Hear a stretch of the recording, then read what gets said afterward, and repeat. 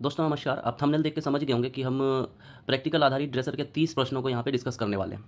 मैं वीडियोज़ में और यूट्यूबर्स की वीडियोज़ में नॉर्मली मैं देख रहा था कि ज़्यादातर लोग जो है डिस्कस कर रहे हैं, वो थ्योरी पर आधारित क्वेश्चंस हैं।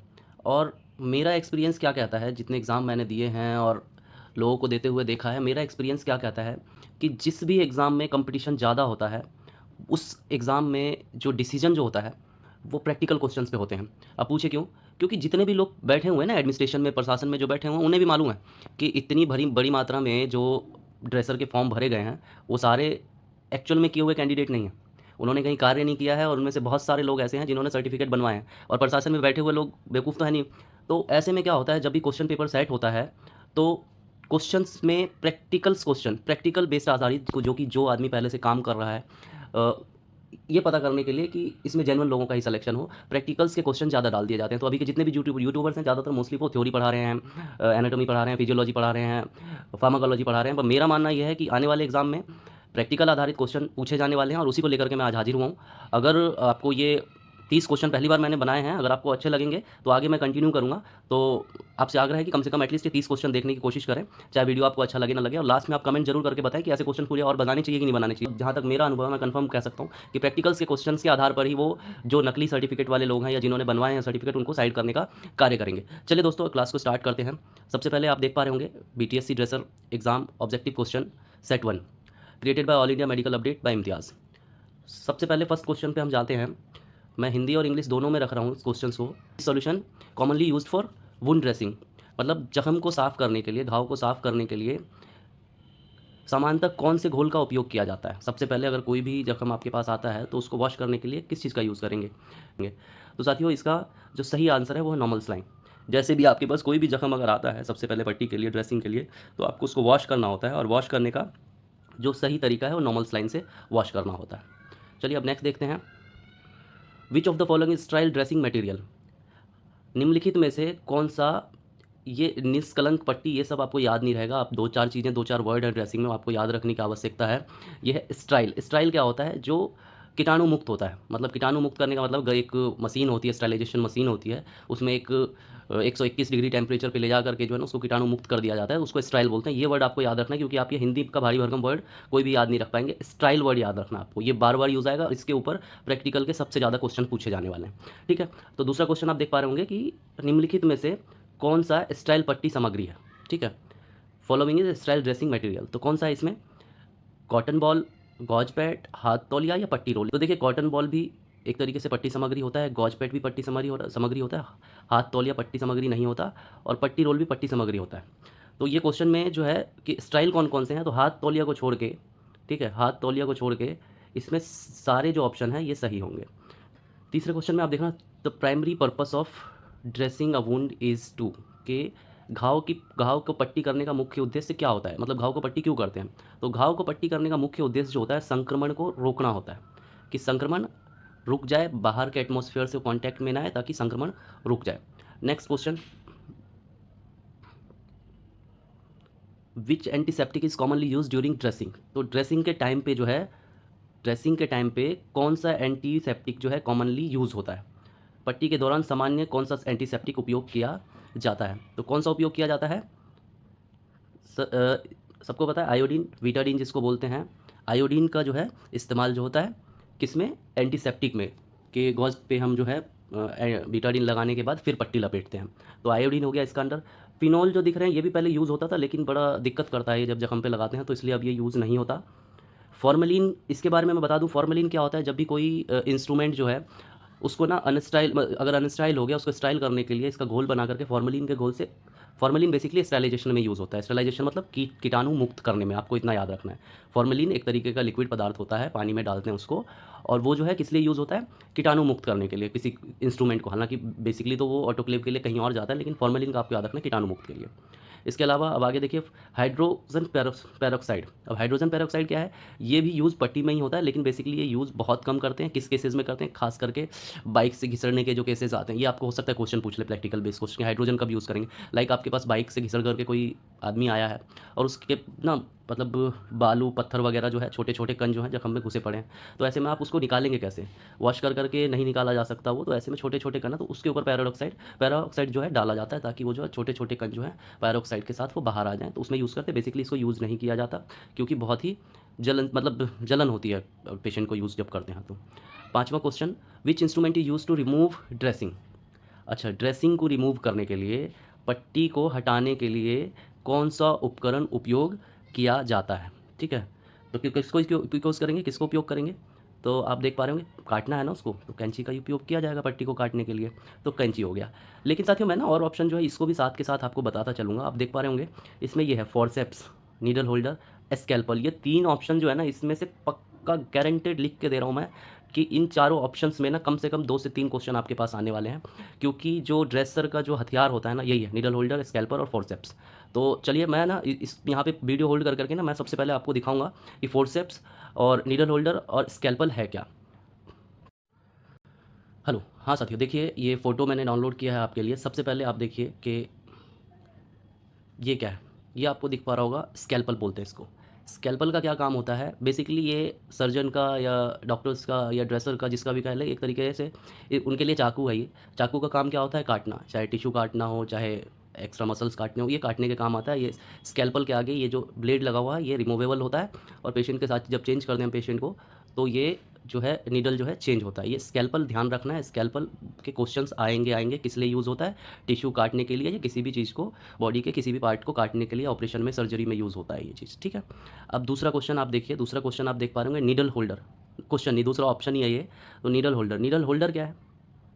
नीडल होल्डर किस लिए होता है? जो प्रैक्टिकल में है वही बता पाएंगे किस लिए होता है। बड़ा सिंपल सी चीज़ है ये किस लिए होता है? नीडल जो होते हैं स्टिचिंग करने के लिए, जब स्टिच लगाया जाता है, जब किसी भी पेशेंट को टाँके लगाए जाते हैं, उसके लिए जो नीडल होता है उसको होल्ड करने वाला, इसी में फंसा करके जो है टाँके लगाए जाते हैं, इसको नीडल होल्डर बोलते हैं। इसकी टिप आप देख पा रहे होंगे, टिप कैंची जैसी नहीं है, मोटी टिप है ताकि उसमें फंस जाए, और यहाँ पे एक ये ग्रिप होता है ताकि एक बार टाइट कर दे तो आराम से ये होता रहे। ये नीडल होल्डर आपको याद रहेगा। इसके बाद सीज़र। सीज़र तो पता ही है कैंची का काम क्या होगा, कुछ भी काटने वाटने के लिए, पट्टी करने के लिए, टेप काटने के लिए, बहुत सारी चीज़ें हैं। कैंची की बताने की मुझे ज़रूरत नहीं है। फोर्सेप्स, फोर्सेप्स किसी भी चीज़ को उठाने के लिए, हैंडल करने के लिए, पकड़ने के लिए, ठीक है। ये चीज़ हो गई। इसके अलावा एक जो है, एक बहुत बड़ा हथियार जो है और है, वो ज़रूरी है आपको दिखाना। ये है वो सबसे बड़ा हथियार, ये चिट्टल फोर्सेप्स बोलते हैं इसको। क्या बोलते हैं? चिट्टल। इसमें देखिए बगुले की तरह इसका मुंह बना हुआ है और पीछे पकड़ने का होता है। चिट्टल फोर्सेप्स याद रखना है, चिट्टल फोर्सेप्स। इसका क्या कार्य होता है? सबसे बड़ा हथियार यही है कि आप ये ना एक पानी, आपको फॉर्मेलिन की बॉटल होगी, उसमें ये डला हुआ होगा, आपको जो भी गॉज निकालना है, चाहे कुछ भी निकालना है, वो आपको इसी से निकालना है ताकि स्टरलाइजेशन मेंटेन रहे। तो चिटल फोर्सेप्स किस लिए यूज़ होता है? स्टरलाइजेशन मेंटेन करने के लिए। गॉज की पट्टी जिस बॉक्स में पड़ा है उससे कैसे निकालेंगे? चिटल फोर्सेप्स में निकालेंगे। कोई भी सामान कैसे निकालेंगे? स्टाइल मेंटेन रखने के लिए चिटल फोर्सेप्स से निकालेंगे। तो इसको भी याद रखना है। चलिए अब हम चलते हैं सीधा क्वेश्चंस पे, क्योंकि बीच में क्वेश्चन रुक गए थे। ये पांचवा क्वेश्चन हो गया, इसका तो कैंची आंसर है, तो पता ही है। छठा, autoclaving is done at what temperature? अच्छा, ऑटो क्लेविंग क्या होता है? ऑटो क्लेविंग किस तापमान पर किया जाता है? तो ऑटो क्लेविंग किया जाता है, ऑटो क्लेविंग क्या है कि कीटाणु मुक्त करने के लिए ना एक ऑटो क्लेव मशीन होता है, उसमें जब हम कोई भी सामान यूज़ कर लेते हैं तो उसको ऑटो क्लेव के लिए तो भेजते हैं। वो तो जब वो आता है तो वो ऑटो क्लेव मशीन क्या करता है, 121 डिग्री टेम्परेचर पे लेकर के जाता है। 121 डिग्री टेम्परेचर पे गर्म करता है उस इंस्ट्रूमेंट को, ताकि वो कीटाणु मुक्त हो जाए। तो आपको ये याद रखना है, कितने टेम्परेचर पे? 121 डिग्री टेम्परेचर पे जो है ऑटोक्लेविंग किया जाता है।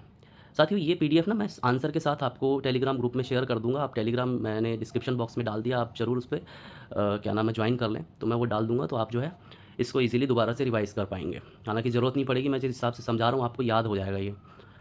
सातवां, अच्छा अब ये देखिए, ये क्वेश्चन वह स्कैल्पल वाला था, इसमें से कम 3 से 4 क्वेश्चन आपके आने वाले हैं, गारंटेड लिख के दे रहा हूँ, चाहे तो स्क्रीनशॉट ले लो और बाद में गालियाँ बक देना अगर ना आए तो। देखिए, colour code sharp waste bin, तीव्र कचरा डिब्बे का रंग कोड क्या है? मतलब तीव्र कचरा क्या हुआ? जैसे कि सिरिंज हो गया, निडल हो गया, ये तीव्र है मतलब, या फिर ब्लेड हो गया, ठीक है, स्कैल्पल जैसे था ये।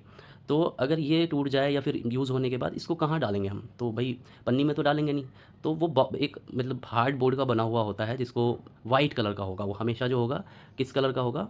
वाइट कलर का होगा, सफ़ेद होगा, पारदर्शी, और हार्ड होगा, वो प्लास्टिक से बना होगा किसी चीज़ का, ताकि कोई शार्प मटेरियल उसमें डाला जा सके। ये हो गया आपका कि शार्प वेस्ट बिन।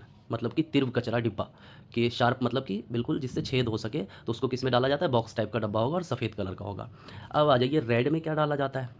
तो रेड जो है, ये यही क्वेश्चन बनेंगे, रेड में क्या डाला जाता है, ब्लू में क्या डाला जाता है, येलो में क्या डाला जाता है। इसको बायो हजार्ड वेस्ट बोलते हैं, ठीक है, बायोमेडिकल मैनेजमेंट बोलते हैं। इसमें आपको सब पता होना चाहिए कौन सा सामान आपको कहाँ डालना है।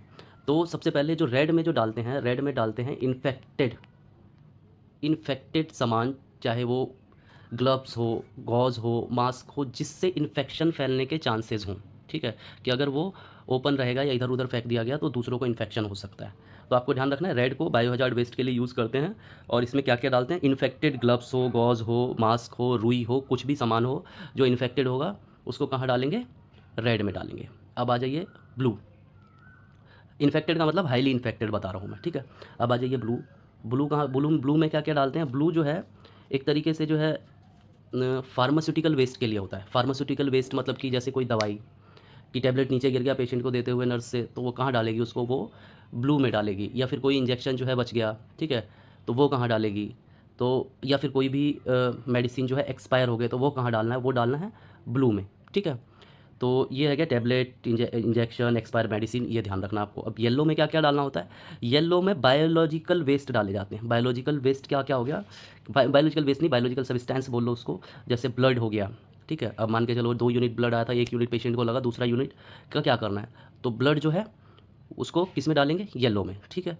टिश्यू, जैसे कोई कटिंग वटिंग करी आपने, ठीक है, फिंगर था या साइड भी फिंगर मान के चलो डॉक्टर ने, ऑर्थोपेडिक ने काट के हटा दिया, वो कहाँ डालोगे, वो येलो में डलेगा, ठीक है। वो कहाँ डलेगा, येलो में डलेगा, जैसे कोई भी टिश्यू। इसके बाद टिश्यू के अलावा फ्लूइड जो भी निकलता है, जैसे पस निकलेगा या कुछ भी निकला, कुल मिलाकर के बॉडी से रिलेटेड जो भी पार्ट होंगे ना, वो येलो में आप डालोगे। और वाइट का मैं पहले ही ऑलरेडी डिस्कस कर चुका हूँ, ये शार्प मटेरियल है, जिसमें कि जिससे छेद होने के, किसी के लगने के चांसेस हैं, उसके लिए। तो ये चीज़ें हो गई, ये कलर कॉम्बिनेशन आपको याद रखना है। और ये बहुत इंपॉर्टेंट क्वेश्चन है, ये इनमें से 2-3 क्वेश्चन तो आने ही आने, गारंटेड लिख करके दे रहा हूँ। अब नेक्स्ट चलते हैं। A bandage use to immobilised a limb is called. एक बांधने वाली पट्टी जो अंग को स्थिर करने के लिए उपयोग की जाती है, उसे क्या कहते हैं। सिंपल सी बात है, कोई भी पट्टी जिससे अंग जो है स्थिर हो जाएगा, मतलब हिल डुल नहीं पाएगा, तो वो क्या हुआ, वो तो ऑफ कोर्स जो मजबूत चीज़ होगी तो वो होगा प्लास्टर ऑफ पेरिस बैंडेज, ठीक है। इसको मतलब इससे क्या होता है, रेस्ट देने के लिए बेसिकली जो है प्लास्टर किया जाता है, ठीक है। Next question, dressing should be change if it becomes. पट्टी कब बदलना चाहिए, पट्टी कब बदल देना चाहिए, जब यह गीला हो जाए, ठीक है। वैसे तो 24 आवर्स से 48 आवर्स में चेंज करना चाहिए, लेकिन फिर भी अगर गीला लग रहा है तो पट्टी बदलना जरूरी है, नहीं तो उससे इन्फेक्शन होगा।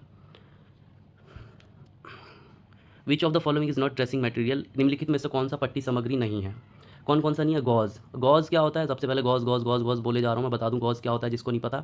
गॉज क्या होता है, पट्टी, जो आपने पट्टी सबने सुना होगा, खास करके बिहार के बच्चों ने पट्टी सुना होगा खाली, गॉज मैंने भी नहीं सुना था, जब दिल्ली आया तो तब सुना मैंने। तो पट्टी जो होती है, पट्टी के छोटे छोटे पीसेस को, उसके जो कोने होते हैं ना, उसको फोल्ड कर लिया जाता है, ठीक है, ताकि उसमें से जो धागे जो निकले, ठीक है, तो वो जख्म में चिपक ना जाए, तो उसको इस तरीके से फोल्ड किया जाता है कि बिल्कुल चारों तरफ उसका कोना नहीं आए। गॉज पीस बोलते हैं उसको, पट्टी का ही बेसिकली होता है, तो गॉज पीस बोलते हैं। तो क्या इसमें है, निम्नलिखित में से कौन सा पट्टी सामग्री नहीं है, तो गॉज पीस तो पट्टी का सामग्री है, कॉटन भी पट्टी का सामग्री है। स्कैल्पल, स्कैल्पल जो है पट्टी का सामग्री नहीं है। ये स्कैल्पल अभी बताया था ना, किस लिए, काटने पीटने के लिए, तो पट्टी में यूज़ नहीं होता वो अगर सर्जरी प्रोसीजर है, अगर छोटा पट्टी भी करना है लेकिन सर्जरी प्रोसीजर अलग है, ये स्कैल्पल जो है सर्जरी प्रोसीजर में काम आता है। और चिपकाने वाली पट्टी, हाँ ये चाहिए आपको, एडिसिव टेप, एडिसिव बैंडेज आपको चाहिए ही चाहिए। तो ये जो है आपका इसका यूज़ है, और इसमें स्कैल्पल की यूज़ नहीं है, तो स्कैल्पल हो गया इसका आंसर। निम्नलिखित में से कौन सा पट्टी सामग्री नहीं है, तो स्कैल्पल पट्टी सामग्री नहीं है, बाकी सारे पट्टी सामग्री हैं। अब अगला देखिए, which infection is most likely to occur due to improper dressing. तो अनुचित पट्टी के कारण कौन सा संक्रमण सबसे अधिक हो सकता है। तो अगर पट्टी नहीं की गई है तो कौन सा संक्रमण हो सकता है, क्वेश्चन यही है। क्या तपेदिक बोलते हैं ट्यूबरकुलोसिस को, टीबी को। इसके बाद सेप्सिस बोलते हैं, पता ही होगा सेप्सिस क्या होता है, सेप्टिसीमिया जिसको बोलते हैं, कि इसको सेप्टिक हो गया, ऐसे लोकल लैंग्वेज में बोला जाता है।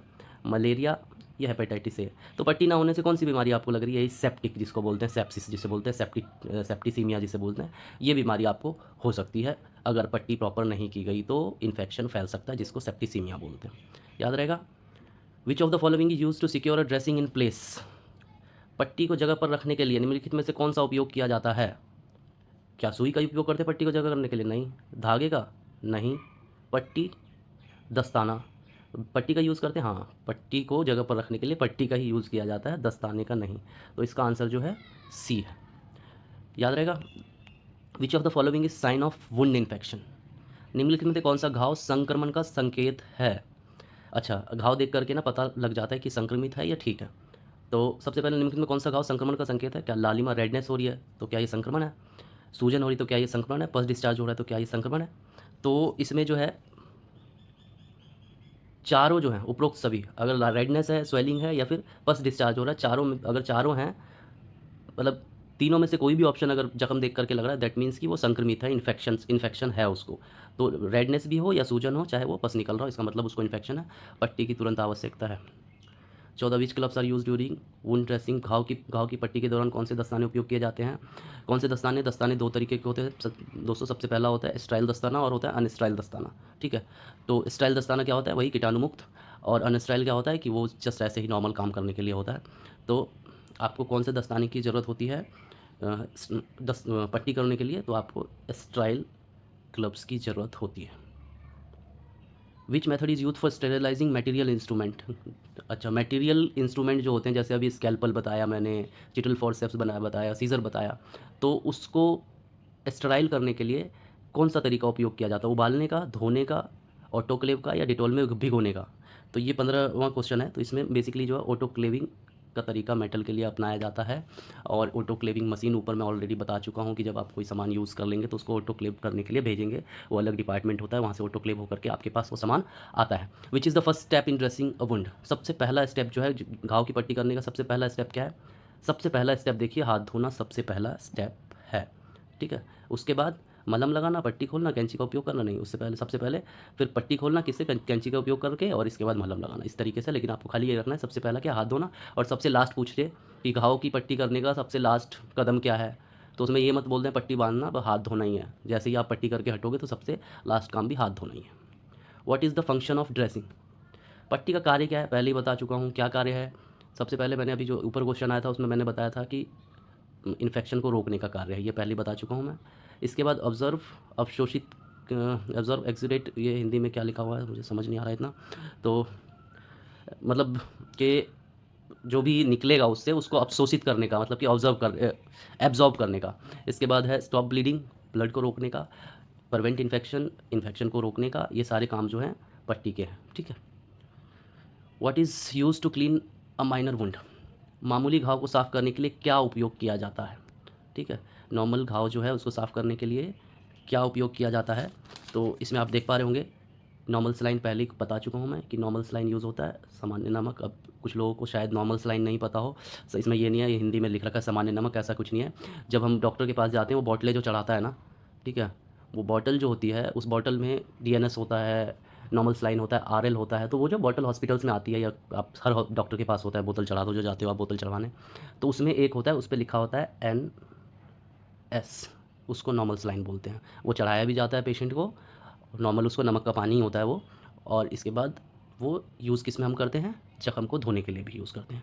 Which layer of skin is affected in superficial wound?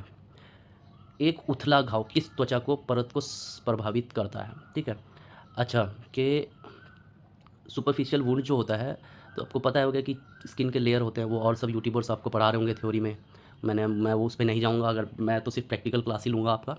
तो आपको पता होगा कि स्किन के जो हैं एपिडर्मिस, डर्मिस, ये सब चीज़ें अंदर, फिर मसल्स, ये सारे तरीके होते हैं। तो ये जब कोई उथला घाव है तो वो कौन से स्किन को प्रभावित करता है? तो इसमें जो है एपिडर्मिस को वो प्रभावित करता है, याद रखना है ये। The best way to maintain sterility during dressing is? पट्टी के दौरान स्टेरिलाइजेशन को मेंटेन करने के लिए का सर्वोत्तम तरीका क्या है? तो यूज़ ऑफ स्टेराइल ग्लव्स बता ही दिया था मैंने पहले भी, स्टेराइल ग्लव्स यूज़ करना है। कभी भी आप वो करेंगे तो डिटॉल से कुछ नहीं होगा, यूजिंग एल्कोहल से कुछ नहीं होगा, वॉशिंग हैंड से कुछ नहीं होगा, अगर आपका ग्लव्स स्टेराइल नहीं है तो ये ज़रूरी है। Which of these is not used in dressing tray? इनमें से कौन सा चीज़ ड्रेसिंग ट्रे में उपयोग नहीं किया जाता? अब ना जब आप ड्रेसिंग करते हैं आपके पास एक ट्रे होता है, उसमें कुछ सामान की लिस्ट होती है, सामान होते हैं, बहुत सारे सामान होते हैं, इसमें 4 ही हैं। तो क्या-क्या नहीं होता, अब ड्रेसिंग ट्रे में क्या-क्या होगा, गॉज़ होगा बता चुका हूँ, कैंची होगी बता चुका हूँ, स्टेथोस्कोप की ज़रूरत नहीं है, फोर्सेप्स होगा, ठीक है। तो 21 का आंसर क्या है, स्टेथोस्कोप नहीं होगा, बाकी सारी चीज़ें होंगी। The safest way to dispose used dressing material is, अच्छा, कि उपयोग की गई पट्टी सामग्री को निपटाने का सबसे सुरक्षित तरीका क्या है, कैसे निपटाएंगे उसको, ठीक है। तो उसको हम कहाँ डालेंगे, अगर क्योंकि ड्रेसिंग सामग्री है, इन्फेक्शन हो सकता है, अगर इसमें रेड होता तो रेड में हम डालते, लेकिन इसमें ऑप्शन में आप देख पा रहे होंगे कि पीले डब्बे में हम उसको डालेंगे, ठीक है। पीले डब्बे में डालेंगे, खुले, या फिर रेड अगर ऑप्शन होता तो रेड में डालते। और इसके बाद फ्लश इट का कोई मतलब नहीं है, जलाने का कोई मतलब नहीं है, डिब्बे में इसका कोई मतलब नहीं है, ठीक है।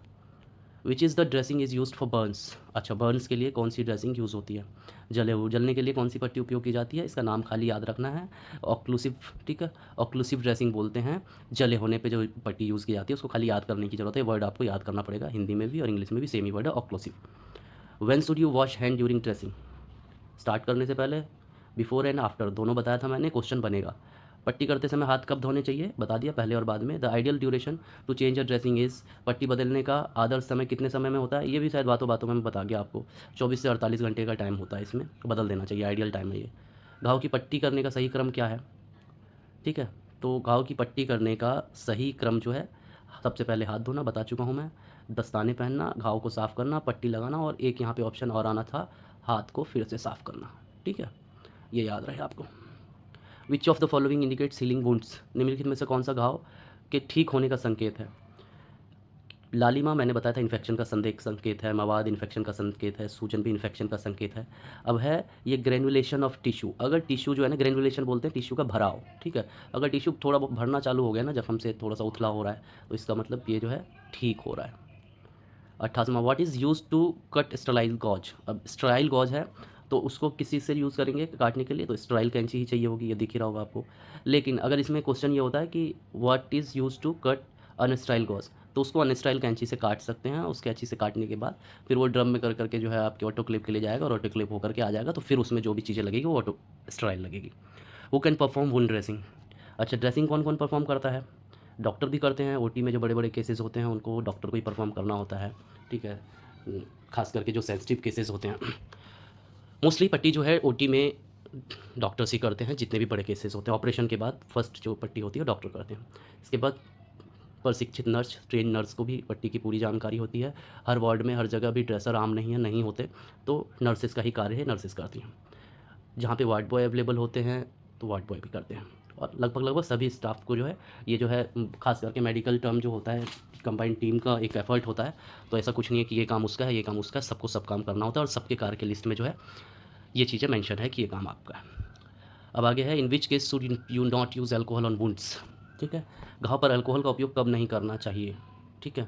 भाई मामूली कट है, नहीं करना चाहिए, जलन हो रहा है तब भी नहीं करना चाहिए, ऑपरेशन के बाद तब भी नहीं करना चाहिए। अच्छा, अब क्वेश्चन आ रहा होगा तो करना कब चाहिए भाई अब पूछेंगे कि अल्कोहल का यूज़ कहाँ कहाँ होता है।